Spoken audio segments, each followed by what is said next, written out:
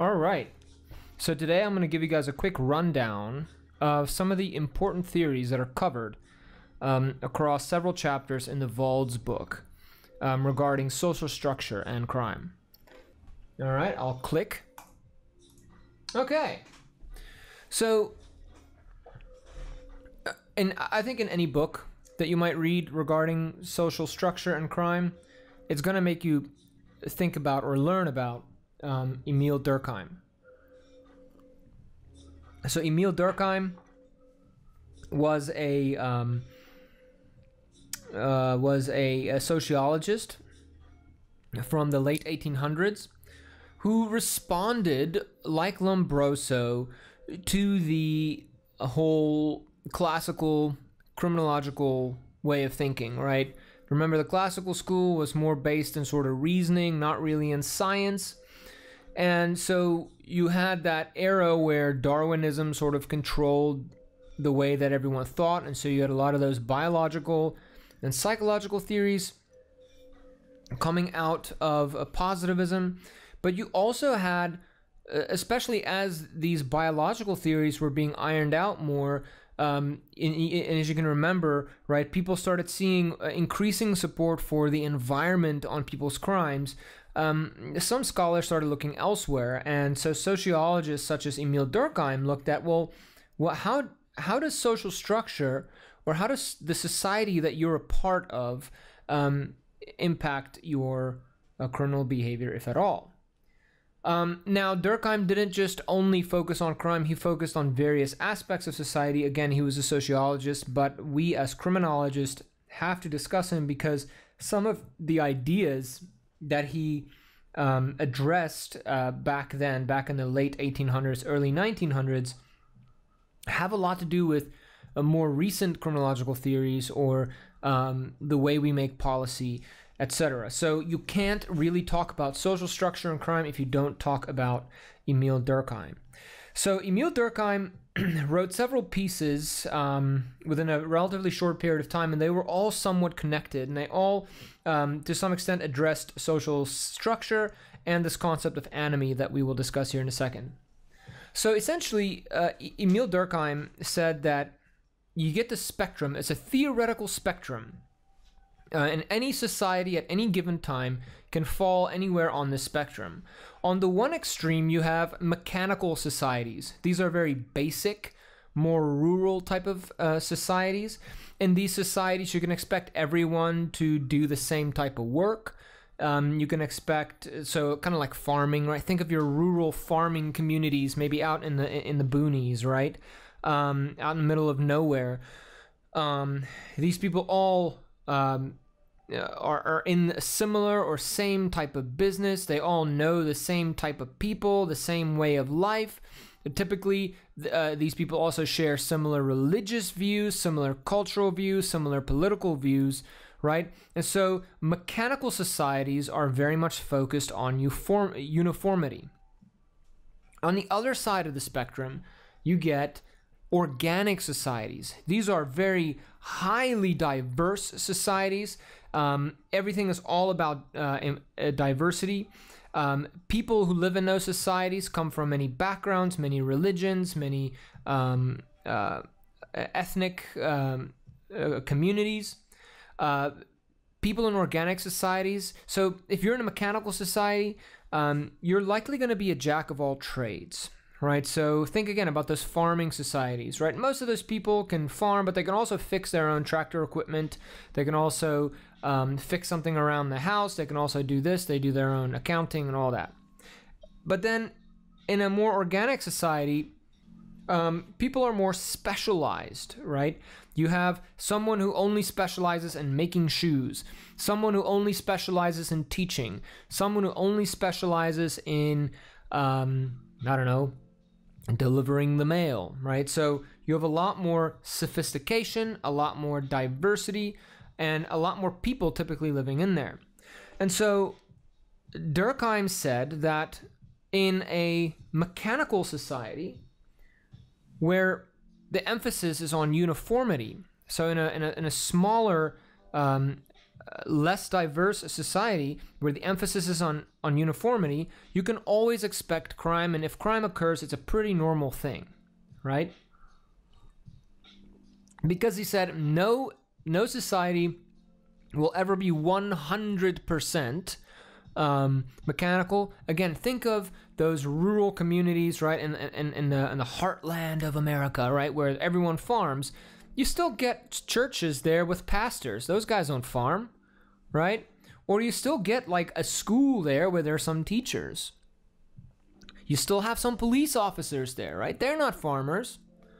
So no society, again, so he created this whole these concept of mechanical and organic societies. No society in reality is 100% one or the other, but all societies fall somewhere in between that.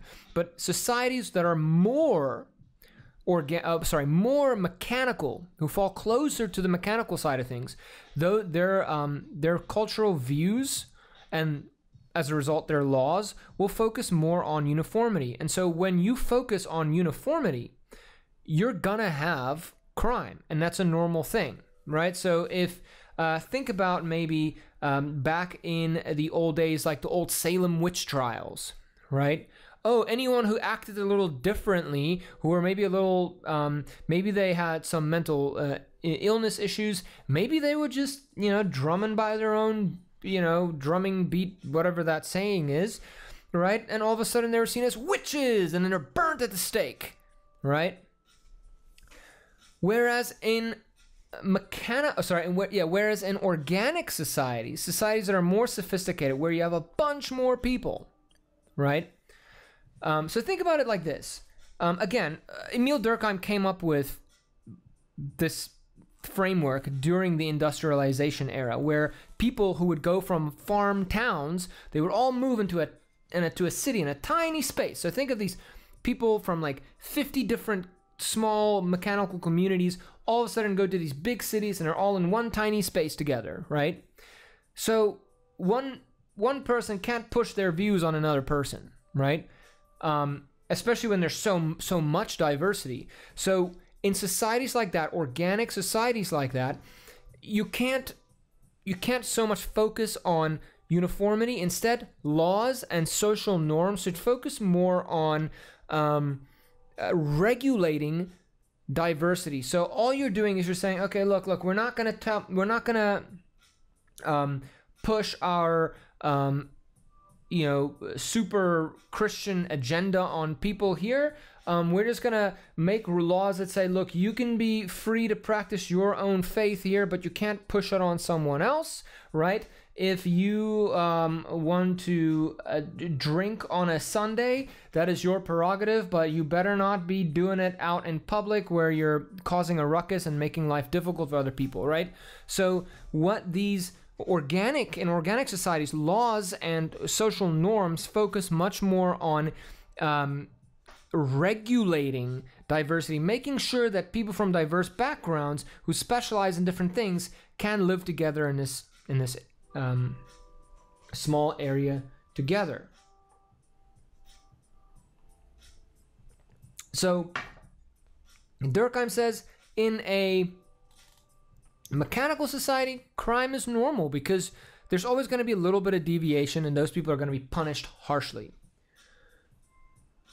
Durkheim says if you get to an organic society and the government can't effectively regulate diversity, then what's going to happen is there's going to be this state called anomie, or normlessness, where people don't believe when there's nothing guiding them, right? People are sort of given up in figuring out what's right or wrong.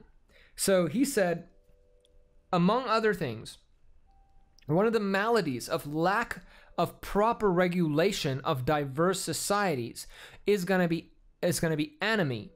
And when there's anomie, you might very well expect crime. Okay? So think of it like this. What if, let's think about in New York City. Let's think about New York City. It's a massive, super organic society, right? A lot of people specialize in different things there. What if all of a sudden the mayor of New York started implementing a rule that says no one can work on Sundays, right? It's gonna piss off a lot of people. A lot of people who make their money on Sundays. A lot of people who benefit from the fact that people are off on Sundays, make their money on that, right? For instance, when I worked in the food industry, I always worked Fridays, Saturdays, and Sundays.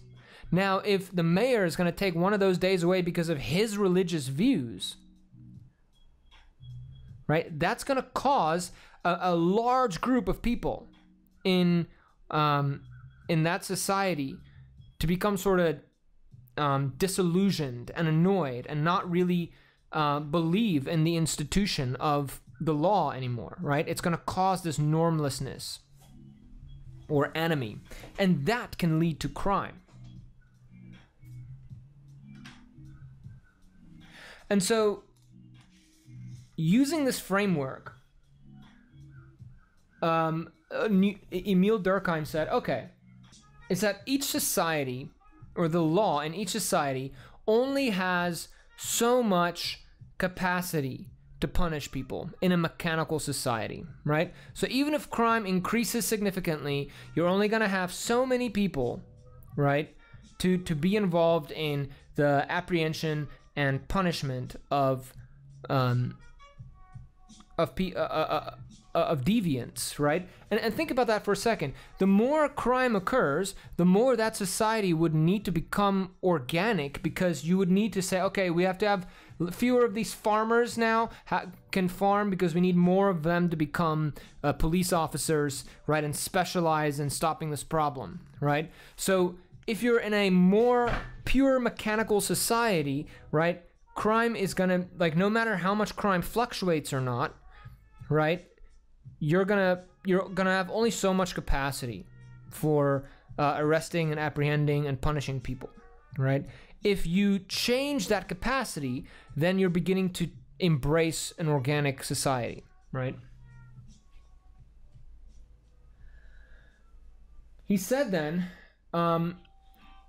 however, as societies become more organic, more things begin to be tolerated. All right? And so let's think about that for a second. Let's think about some existing examples in the United States. As our society became more organic, right? We had our civil rights movement. Let's start real back. We abolished slavery. Then we have our civil rights movement, among many other things, right? Then we started relaxing some of the war on drugs stuff. Then we allowed gay marriage. And now we're beginning to legalize marijuana everywhere, right? So instead of pushing one group's individual, views about uniformity, well, only white people can benefit from this. Well, only straight people can be married and have children, blah, blah, blah. Well, you can only drink alcohol. You can't smoke any weed, right? As more people become part of our society, as we become more organic, you can't have that uniformity-based rules anymore. And so they are naturally disappearing, despite some of the conservatives having little, crying parties at, the fabric of America. Well, it's just your old, no longer relevant way of life is disappearing, and for some reason that's making your ass sad, right? So this whole, Make America Great Again movement literally is not gonna, it's not gonna work. That's why America, quote unquote, hasn't become great, quote unquote, within the context of how our dear leader has proclaimed, because social forces at work that it's just not going to allow for that to happen. You can't make America more mechanical unless you really break it down, right? Unless we have a major revolution and destroy everything, which is kind of beginning to sound kind of inevitable, but nonetheless, America is only becoming more organic at the moment, right? yes, societies can maybe revert back to being mechanical, but that was going to require a lot of bad things to happen. That if our democracy is a democracy with integrity, it would not happen here. But nonetheless, so as we've become more organic as a society at large, we have been regulating and tolerating more things. So let's think of some other policies now that are also still pushing one small group's views on others. Well, prostitution. I bet you in the next 20 years that's going to be legalized in this country if Durkheim's views are, or his theory is correct, which, I mean, it's pretty solid. It's been around for a very long time. After marijuana is completely squared away, it'll probably be prostitution, right? Because essentially prostitution being illegal, there's many arguments for that, but you're facilitating human trafficking, you're facilitating exploitation of women and children, you're empowering cartels, you're empowering gangs, you're empowering pimps, right? So by legalizing and regulating prostitution, you're taking a lot of that power away from those evil groups, and you're putting that power in the hands of the women themselves and men who are in that profession, right? So that's, in my view, that'll be the next thing. Then a third point that Durkheim made is that during times of rapid social change, you'll increase the amount of anomie, right? And that will, as a result, increase crime during that time period. And so let's think about this a little bit, right? The civil rights movement, that actually occurred during a major technological advancement in the United States and in the world, really, right? And you'll see during that time, there were also similar types of revolutions and rebellions and stuff like that across the world. And that's because television became a very common thing in people's homes, right? So it opened people up, this technology opened people up to more views, to more data, to more information, visual information about what's going on around the world, more so than just listening to the radio, more so than just reading the newspapers, right? So this sparked a lot of social change. And so you had the civil rights movement, which changed a lot of laws. It changed a lot of cultural expectations. And so people who were still stuck in the past were not having it, right? They were, their brains were still not computing, right? And so you had a lot of anomie, a lot of disruption, right? And that took some time for that social change that occurred relatively quickly. It took some time for everyone in society to get on board with that progress, right?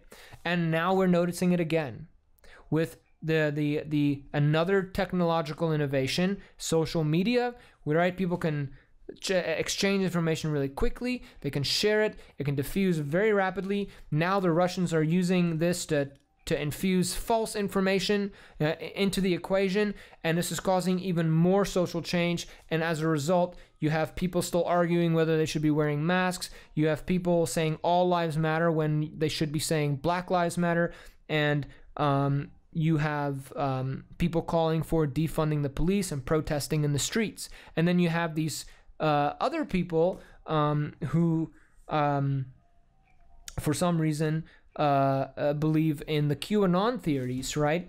And so it's causing a lot of unrest and anomie, and as a result, we will see more crime of it. And we're already seeing it, right? We're not seeing massive increases in crime, but we are seeing unrest, normlessness, and then you get this teenager who crosses state lines to shoot people who are protesting for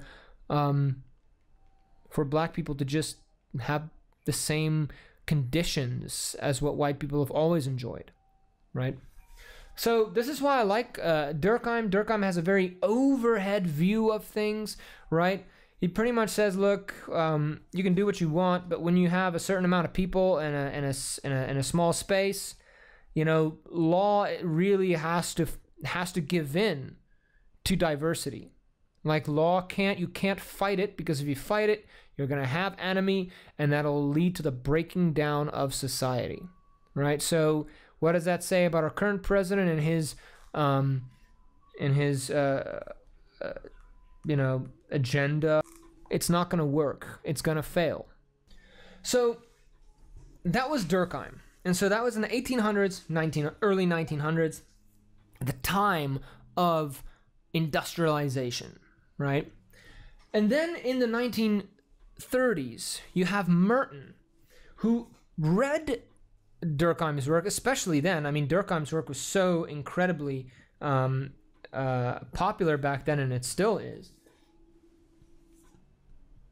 Merton said, okay, I like this idea of anomie. But Merton lived in the United States. And Merton, and this was after the Great Depression, right? A lot of people lost their livelihoods. The middle class was almost entirely wiped out. People were extremely poor. And then, the few people who remained rich were rich. And so in that context, Merton was thinking about, the Great Depression. He was thinking about Durkheim's work. And so he said, okay, this anomie thing makes a lot of sense. There's this normlessness. People don't care. But I think, Durkheim laid a very big overview, a very, very broad overview of how things work. I'm going to apply this to American society, and I'm going to make things a little more nuanced. I'm going to go a little more specific by focusing on American society. Now, the good thing is Merton's theory doesn't just work in America. It works in any country, right? But he built his theory on American society and culture.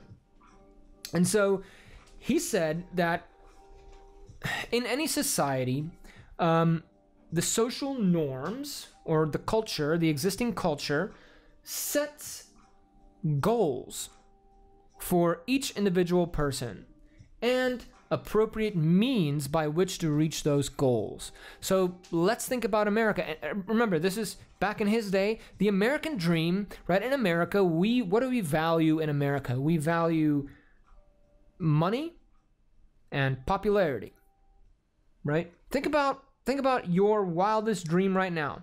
Even if it is, I want to go to, I don't know, Bora Bora. Well, what do you need to go to Bora Bora? Money, okay? What if it is, well, I want to have a plane? Well, you need money for that. Or what if it's, I want to have a McLaren Senna. That's what I want. That's what I want so deeply, is to drive a McLaren Senna, and I know I'll never have it. And we're going to talk about what that means here in a second, right? It's a type of car, those who don't know what a McLaren Senna is. Think about it for a second. Just sit there. Think about, what do you want, right? Well, I want to have a nice house and family. I want a car. I want stability. I want to be able to get sick and not worry that I'm going to go in the hole. I just paid off my daughter's birthing costs 2 years after she was born, after insurance covered it. I still had to pay $5,000. My wife didn't have a drop of medicine. She literally had a 100% natural birth. Nothing. It was just in a hospital bed, and they caught my daughter and cut the umbilical cord and, did all that stuff. But no epidural, no medicine, no drugs, nothing. $5,000 after insurance, right?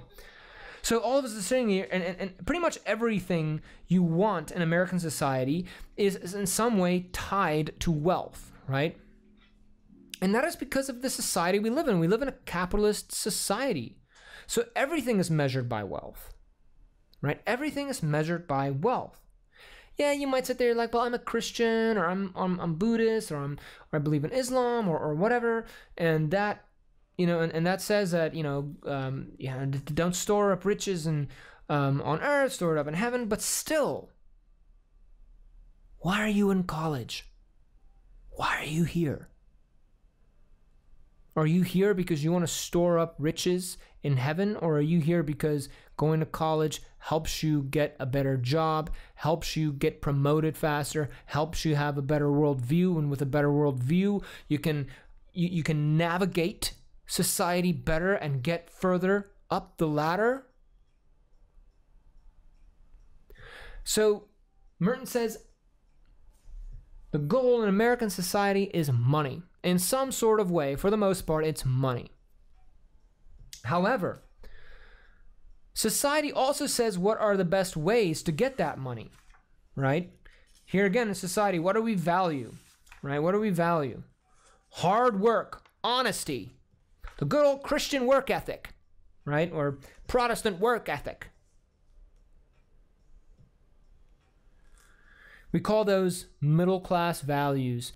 So society tells you, culture says to you, you want money, you're gonna want money in this society. If you want to succeed, you need money, and you have to get it through hard work and honesty. Great, thank you, society. However, not everyone can reach those goals the same way. Not everyone can attain those goals through the certified means. And so, what Merton says is that when people are from certain groups, segments of society, where culture either puts a disproportionate emphasis on wealth,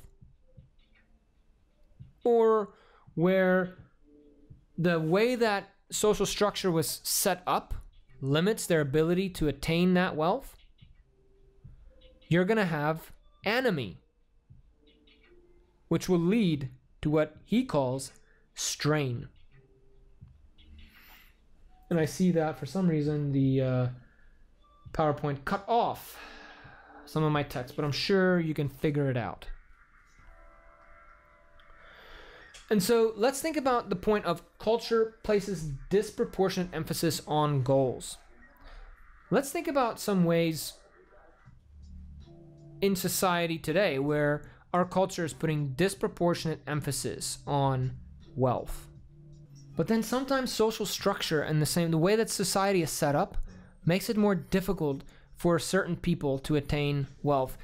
And so Merton says you're going to cause anomie when culture focuses too much on wealth, when people get so disillusioned with the fact that they'll never reach that goal, or when structure makes it, when the actual way that society is set up makes it difficult for a large group of people to just not attain it at all. When that happens, you're going to have strain. So anomie and strain are related to crime. However, not all people will behave in a criminal way. And he said there are 4 types of ways that people can react to strain. You get people who accept the cultural goals and accept the means, right? These are your people who are in the middle upper class America, right? They conform. They have the ability to work hard and have middle class values and succeed, and they're happy with it. Boom. Then you have those people who also want the money and fame and everything, but they reject the means. They're like, I'm not doing this whole hard working thing. That's for idiots. Or hard work has never paid off for me. I saw my mom work 3 jobs and she was still poor. And then when she passed away, I was left, she had all these medical bills. I reject those means. Those means got my mom nothing. So I'm going to sell drugs. I'm going to be part of a gang. I'm going to commit fraud, whatever, right? I'm going to innovate. I'm going to find new ways to get that money. And I don't care if I break the law. And so he said that's where you can find some crime. Ritualism is when you say, I accept that I am never going to be rich, but I'm still going to work hard every day. I'm still going to, put in that whole Protestant work ethic. But I know I'll never be, FU money rich. And that's where a lot of people in the lower middle class fall. And I would consider myself being there as well, right? These are people who work more out of fear than actually believing in what society has. So to people like myself, who are ritualists for the most part, I feel the strain. I have given up. I feel anomie all the time. However, I have a child. I have a wife. I have a dog. I have 2 cars.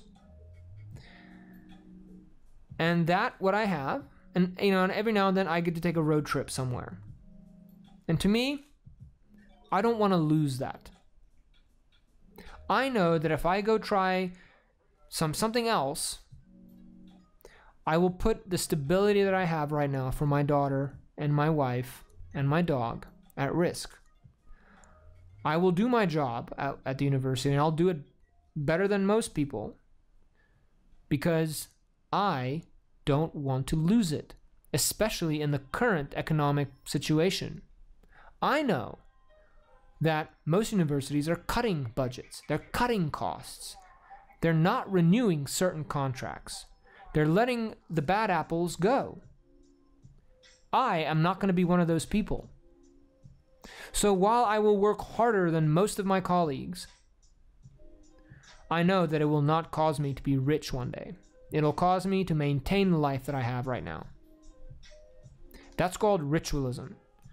Right? You've given up on the goals, but you're still working hard out of fear.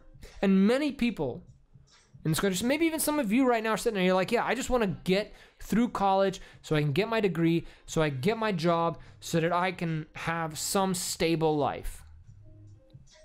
Even with that, you are sort of already becoming a ritualist. Right? You're saying, look, I just want something that will give me stability, and I will be okay with that, knowing that I'll never drive a McLaren Senna. I'd love to drive that car. It's probably one of the best cars ever to drive. Then other people reject everything altogether. They're like, F this, man. Why? I'm not going to do anything that society wants me to do. I don't give a crap about wealth. And I don't care about the Christian, Protestant, middle-class work ethic. To hell with it all. I'm going to do a bunch of drugs. I'm going to go live out on the woods like a hippie. I'm going to do, I'm not going to, on my own beat, I'm my own person. I'm not going to be part of any of this, right? And so, according to Merton, right, that's where you see that explains a lot of drug use. So innovation explains crimes like violent robberies, drug sales, those types of property and violent crimes, right? Maybe murder in some instances for instrumental reasons. And then the retreatism focuses more on the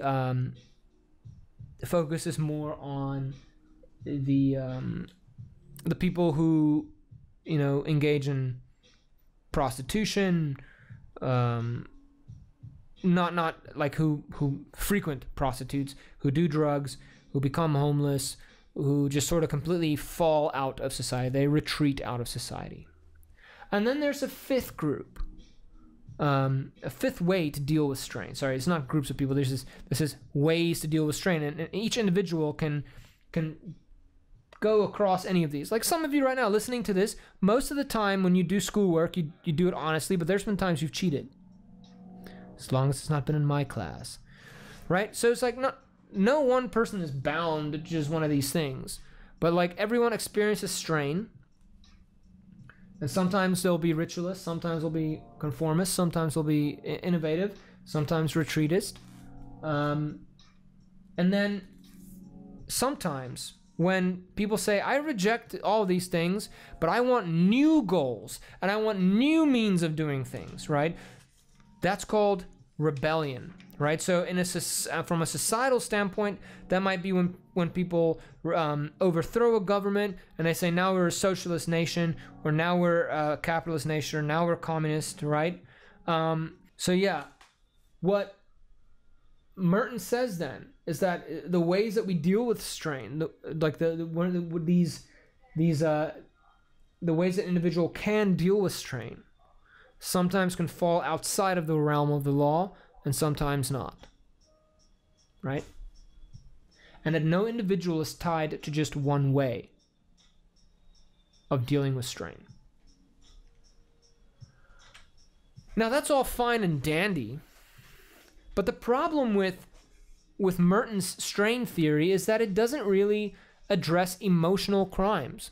Crimes that occur on an emotional level. Like, let's think about, what if I walked into my house one day after coming home from work and I find my wife is cheating on me with someone, and I lose my mind and I end up killing them both with a shotgun.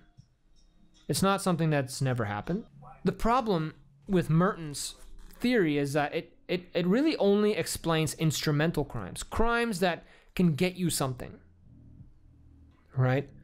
But it doesn't explain emotional crimes, crimes that occur because you are in a heightened emotional state, right? You lost your shit. And that is a large portion of crime, right? What about domestic abuse? And so Agnew later on, and I think this is in the 1990s, 1980s or 90s. Oh yeah, it was in the 90s, 1992. Okay. So Agnew was like, all right. Let's take this strain theory that Merton came up with and see if we can apply it to the individual level, right? And again, the freaking text got all swallowed up by the beautiful artwork that I took off Google Images. But he said, let's look at strain on an individual level, at one person level, and let's find a way that we can include instrumental and emotional crimes. And so this is referred to as general strain theory. And so what it essentially says is that people experience strain when they either fail to achieve a goal they want, right? So that includes pretty much Merton's whole thing. When you remove a positive stimuli, or when you introduce negative stimuli. All right? So let's think of some situations. Girlfriend leaves me. I go into a spiral of drinking and doing drugs and just bad news, right? Some of you might be sitting there, you might have been broken up with before, and it's not pretty, right? That is when you remove a positive stimulus. A failure to achieve goals. I remember, it's a good example. One time I thought I was going to get this, when I was working on my PhD, I thought I was going to get this additional grant for extra money to quit my job and just focus on my PhD at that point. And it didn't go through. It didn't work. And I remember there was like a day or two where I was just like, man, screw all of this. I should just stop. I should just go work in IT because I'll make way more money than ever doing this, right? Like when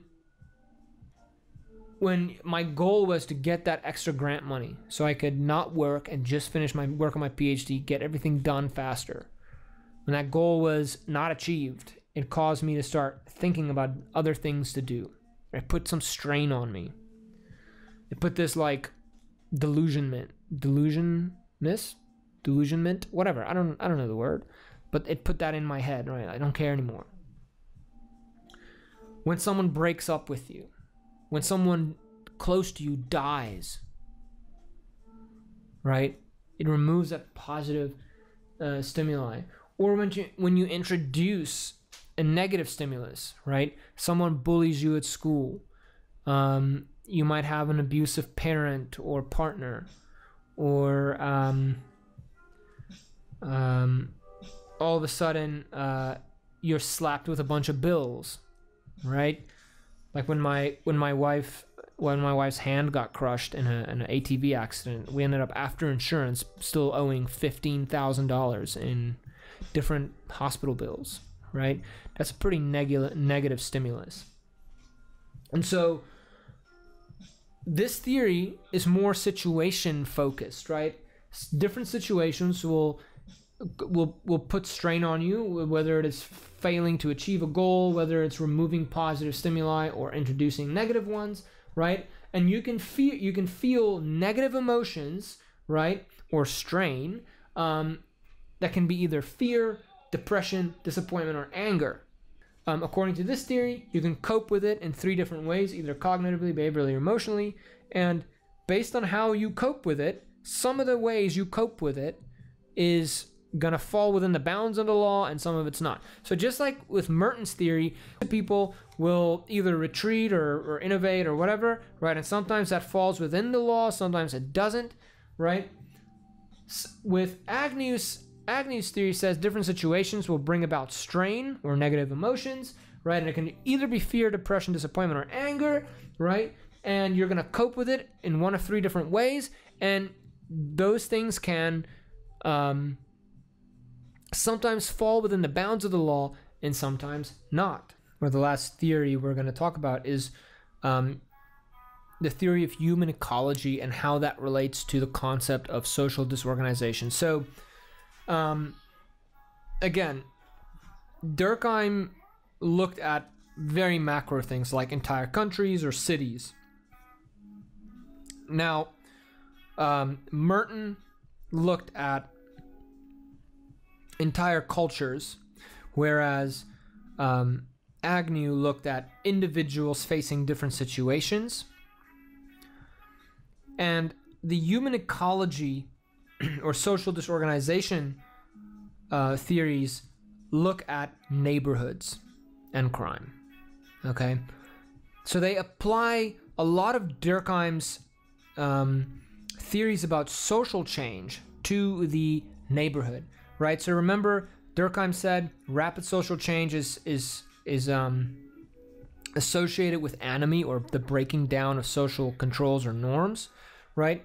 And so these theories, like social disorganization theory, says that you're going to find anomie in neighborhoods that are experiencing a lot of social disorganization. What is social disorganization? Well, there's many different ways to think of it, but it is essentially a neighborhood that is kind of run down. You get that typical broken windows vibe from it, right? People don't know or trust each other who live in that neighborhood. There's high diversity, and the number one thing is that there's high population turnaround, right? No one wants to live there permanently. There's not a lot of people there who own their homes. There's a lot of people there who rent, okay? So think of the city where you live or town where you live. There's got to be like a bad part of town, right? Think about the amount of population turnover there. Yeah, sure, people might not be leaving that neighborhood necessarily, might not be leaving that part of town, but a lot of times these people can only afford to live in that general part of town, so they move from one neighborhood to another neighborhood to another neighborhood. And so, in addition to that, you get a lot of joblessness or underemployment, right? There's a difference between unemployment and underemployment, right? Underemployment is when you have a job, but it's not allowing you to freaking survive. So in socially disorganized areas, a lot of population turnover, a lot of people moving in and out. People don't trust each other. There's not collective efficacy. People don't believe in the same goals, right? Because no one is invested in the area, people don't fix things up. People don't mind. People don't care working on their gardens and making sure everything looks nice. People just want to get out of there as soon as they can. Again, think about when you're renting as opposed to buying, right, a house. And so this concept of social disorganization came from the human ecology framework. And so social disorganization in itself has been applied across many theories, right? And some people have difficulty saying whether social disorganization is a part of crime or crime is a part of social disorganization, or even whether the one causes the other. All we know is when you have social disorganization, you also have crime. And there are many different theories trying to explain what causes those things. Okay? Sampson will say it's a lack of collective efficacy, of which there's a lot of support. The human ecology theories will say something else and something else, but today we're only going to focus on human ecology. Okay? So essentially, when we think of the term ecology, right, we think of plants and the environment and stuff like that, and that's exactly where this came from. Robert Park was like, all right, I think he was a journalist? Yeah, he was a journalist, and he learned a lot about plant life, and he realized that, plants are a lot like societies, right? Like if you were to go into the woods, right, wherever you are, you'll notice that there are certain plants that grow together in different wooded areas, right? If you're up here in this part of New York and you go walk in the woods, you can expect, the same different types of plants everywhere, different times of year. Like right now, you have all this freaking goldenrod out that's giving me horrible allergies, like so bad. Right? And you also get the maple trees and the oak trees and the whatever other trees, right? They grow together. But do we see any palm trees here? No. Do we see any cacti or cacti, whatever? Do we see any of those here? No. That's because this environment here, the system here, doesn't allow for those other plants to be here, right? And so you'll find certain little small plants growing next to the big trees, and they all benefit from each other. You have the little moss growing up one side of the trees here, right? And they all benefit from each other. They all live in a nice symbiotic relationship. And that's how ecology works, right? And so what Park then said, he's like, well, the neighborhoods are kind of like little wooded areas, right? You have different people who all live together, and they are in this symbiotic relationship, right? After all, we need each other. Human beings need interaction with each other. He said the neighborhoods kind of resemble little wooded areas in that sense. I hope that makes sense to you. But then he also said, sometimes, and because all those plants live together, like you have certain plants, the moss that grows on the tree, and then that brings in little mini creatures that live over there, and you have the trees that fall down, and there's nuts, right? The trees, and they drop little nuts on the ground, and little squirrels and chipmunks eat that, and then they poop everywhere, and then that poop becomes fertilizer for the trees and all the little mini plants that grow around there that then bring these bugs, that then bring these birds, and the birds poop, and they eat the bugs, and then things grow, right? Everything works.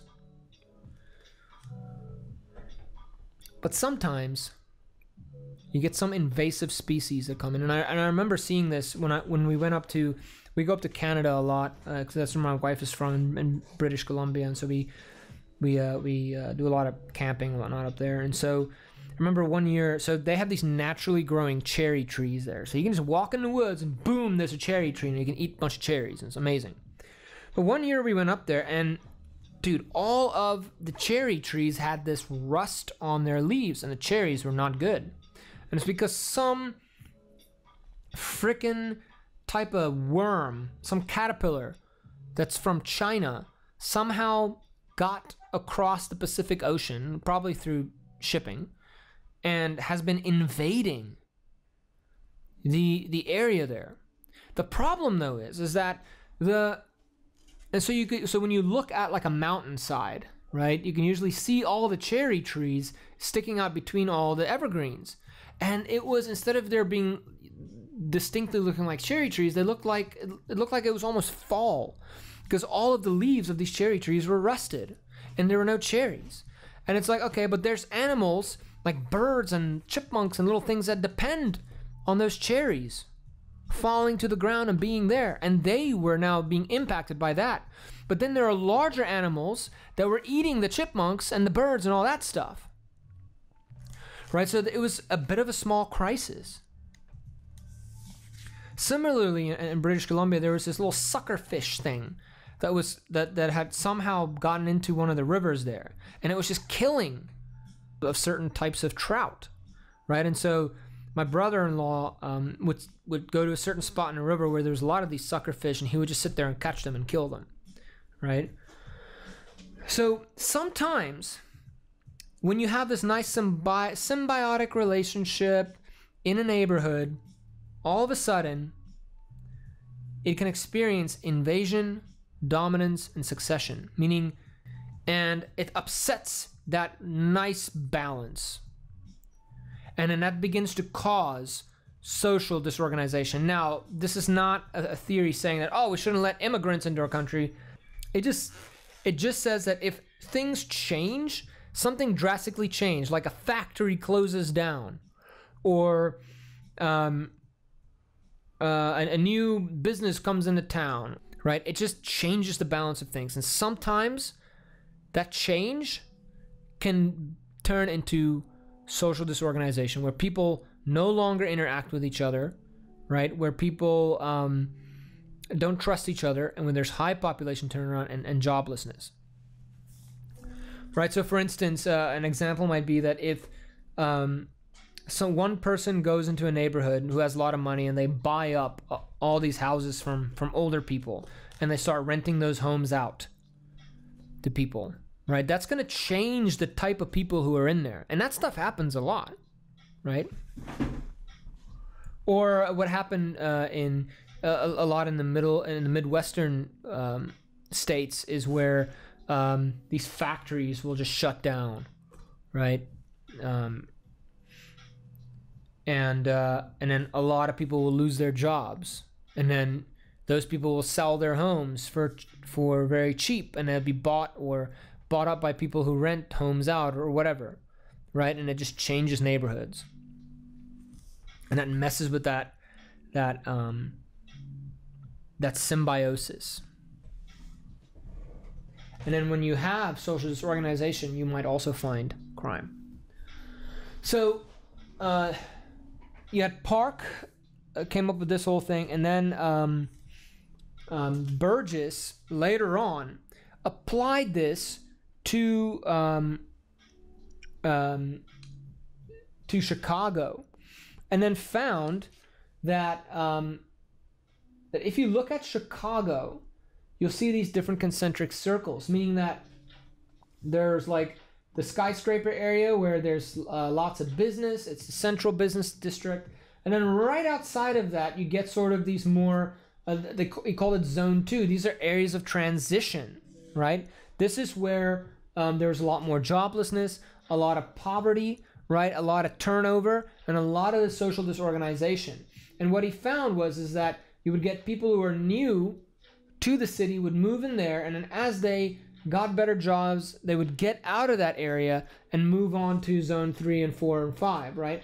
And so Zone 3 was more independent workers, more lower middle class, more stability, less social disorganization.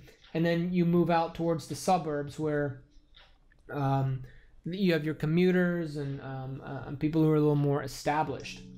And so it's in these Zone 2s where we might find social disorganization, because it's where the housing is the cheapest, right? People move there and they immediately want to move out of there as soon as they get on their feet, right? And to some extent, that's also the case with me here in Oswego. I just moved to Oswego. I'm living in a rental home. I'm not living in the neighborhood where I want to live, all right? It's not a great neighborhood. It's not a bad neighborhood either, but it's not where I want to live. But because no one rents anything ever in Oswego, if they're not students, right, it's really expensive to rent in Oswego. So I'm living in a home right now, and after a year, I'm going to buy my own house. It's going to be in a way better neighborhood, right? So currently, I'm kind of living in a zone of transition, right? I'm not here, like, I'm not making friends with anyone on my street. I don't want to get to know any of these people. I mow my lawn, but I don't trim my hedges. right? I'm not putting a lot of effort into where I'm living. Yeah, I'm making sure I don't get fined by my landlord for breaking his house or whatever, but I'm not investing in this neighborhood. I'm not putting my, I don't see my daughter growing up in this neighborhood on these sidewalks. I don't care about this place. I just want to live here and get out of here as soon as possible. It's a zone of transition.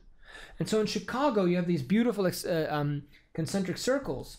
And so what Park and Burgess found is that it's in this zone 2 is where you found a lot of this invasion, dominance, and succession of different groups of people. People coming in and wanting to leave. And when you were in there, you would see crime.